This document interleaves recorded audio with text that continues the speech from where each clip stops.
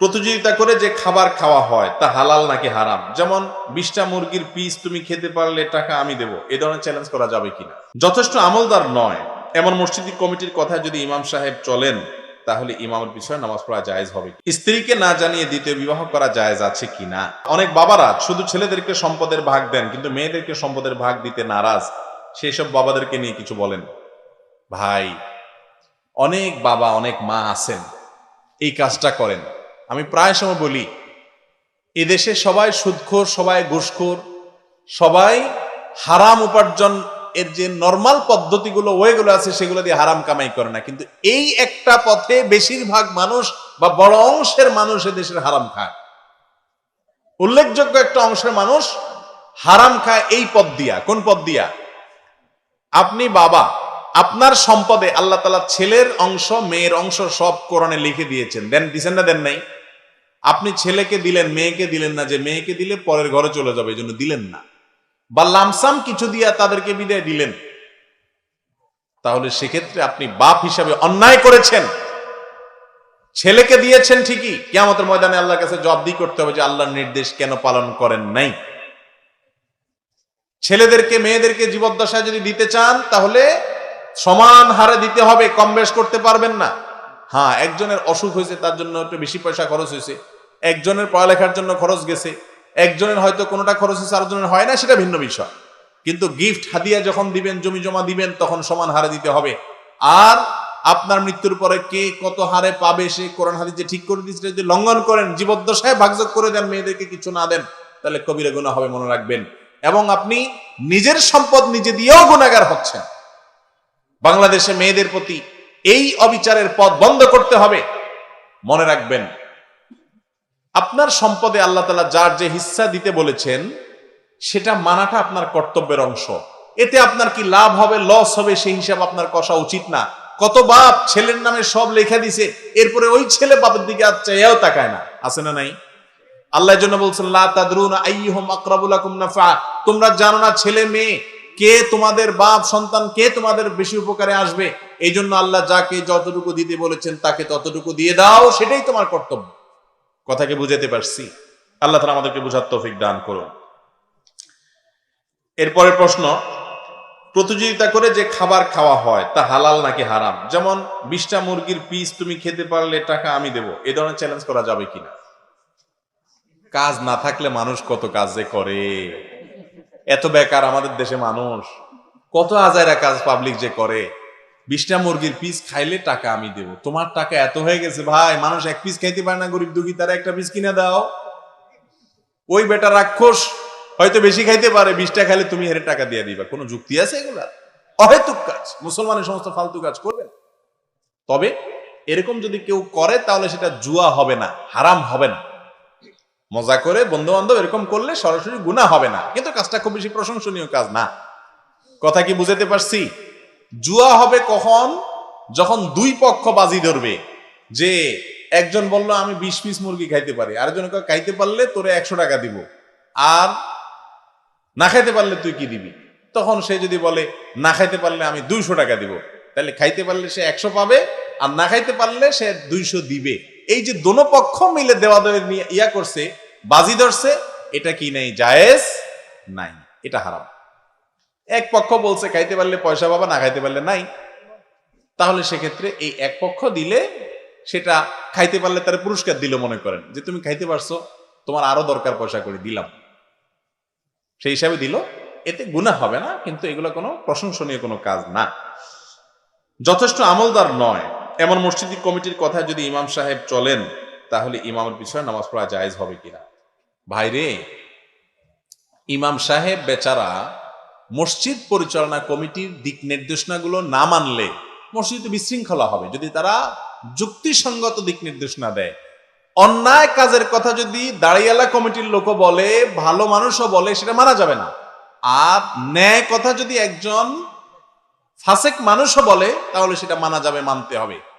তাহলে ইমাম সাহেব মসজিদ কমিটির কথা শুনে তারা মানুষ ভালো না, এটা বিষয় না। বিষয় হলো ইমাম সাহেব তাদের কথায় কোনো অন্যায় করে কিনা। যদি তাদের কথায় কোনো অন্যায় কাজ করে সেটা দোষণীয়, আর যদি অন্যায় কোনো কিছু না করে তাহলে এটা দোষণীয় না। আমাদের মুশকিল হলো আজকাল যে কোনো জায়গায় দেখা গেল মসজিদ কমিটির সাথে আপনার রেশারেশি আছে, দিলেন একটা প্রশ্ন মৌলবীর হাতে উঠে, মৌলবী দিল গোষ্ঠী উদ্ধার করে, আপনি এবার বললেন দেখছো কমিটি সাইজ করে ফেলছে হুজুরে। এগুলা হলো জেদ মিটানো, খাহেশ মিটানো। ভাই, খাহেশ মিটানোর নাম ইসলাম না। কথা কি বুঝাতে পারছি? শৃঙ্খলা মেনে চলতে হয়।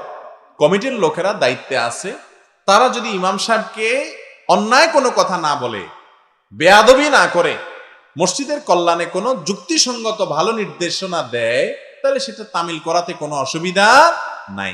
কিন্তু এটা ঠিক যে আল্লাহর ঘরের ইমাম সাহেবকে নির্দেশনা যে লোকগুলো দিবে, তাদের মধ্যেও ইমাম সাহেবের সিটা ভোটা ইসলামের আলামত থাকা উচিত।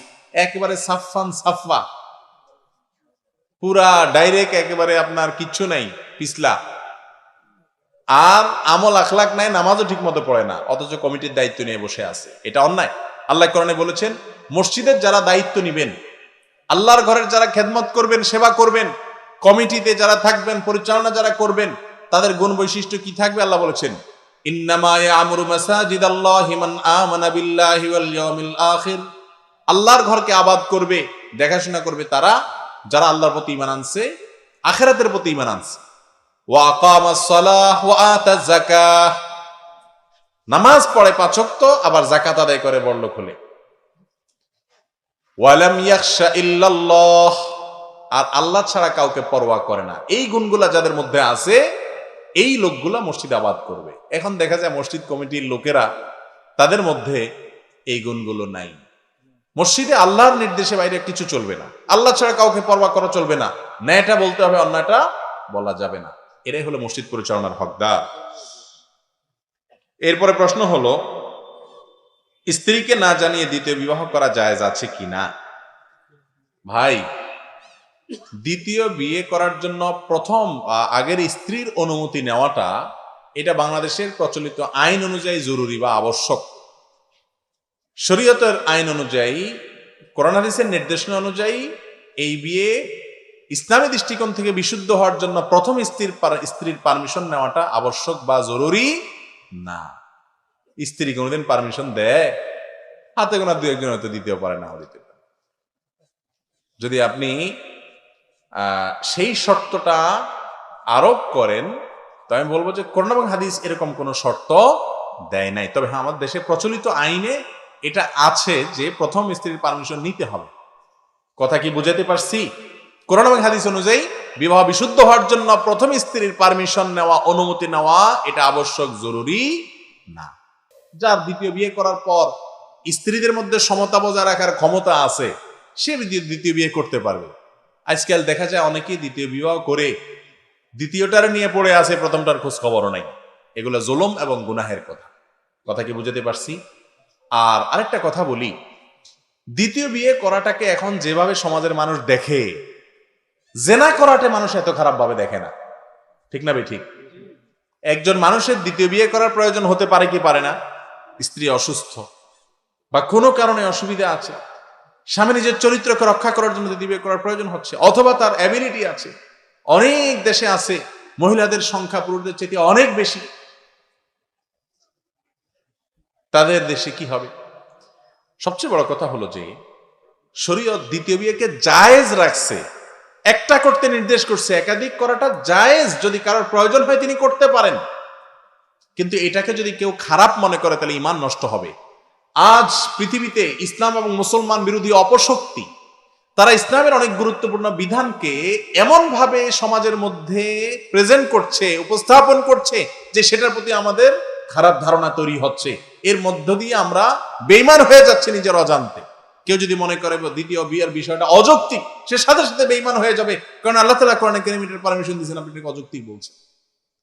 আমি কি বুঝাইতে পারছি? হ্যাঁ, আমি আগেই বলছি, কিন্তু দ্বিতীয় বিয়ে এটা মায়ের হাতের মোয়া, চাইলে আর করে ফেললেন।